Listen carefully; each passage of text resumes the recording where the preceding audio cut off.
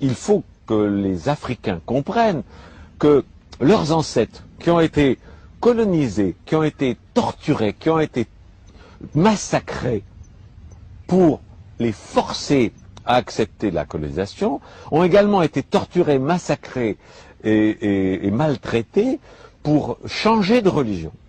Les conversions au christianisme ont été faites par la force et par la violence.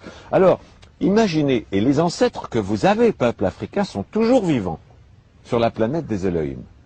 Et ils vous regardent, et ils voient leurs descendants, vous, s'habiller comme leurs tortureurs. Ils voient leurs descendants aller dans les églises qui ont été mises en place par leurs tortureurs. Ils sont désespérés. Si vous voulez retrouver la vérité qui est le culte de vos ancêtres, débaptisez-vous, apostasiez de la religion des colonisateurs, jetez les vêtements des colonisateurs, retrouvez les vêtements africains, retrouvez la culture africaine, retrouvez les religions d'avant la colonisation. Alors là, vos ancêtres vont vous regarder en étant fiers et en disant, tiens, finalement, nos descendants sont finalement indépendants. Pour l'instant, vous ne l'êtes pas. C'est des blagues.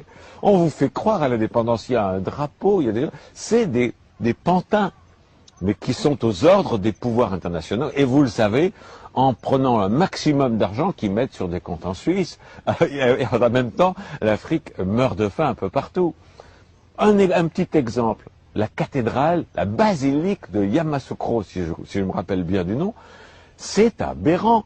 Il y a une Américaine qui vient de lancer une opération, c'est il y a plus de 30 ans, en disant, le Vatican, s'il est tellement concerné par les pauvres et par la faim en Afrique et ailleurs, mais qu'ils vendent le Vatican, et avec cet argent, il peut donner à manger à tout le monde.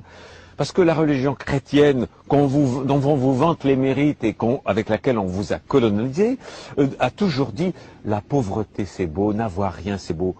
Ok, faites-le vous-même. Que le pape vende tout le Vatican, c'est une ville. Et avec l'argent, il y a de quoi nourrir tous les Africains pendant plus d'un siècle.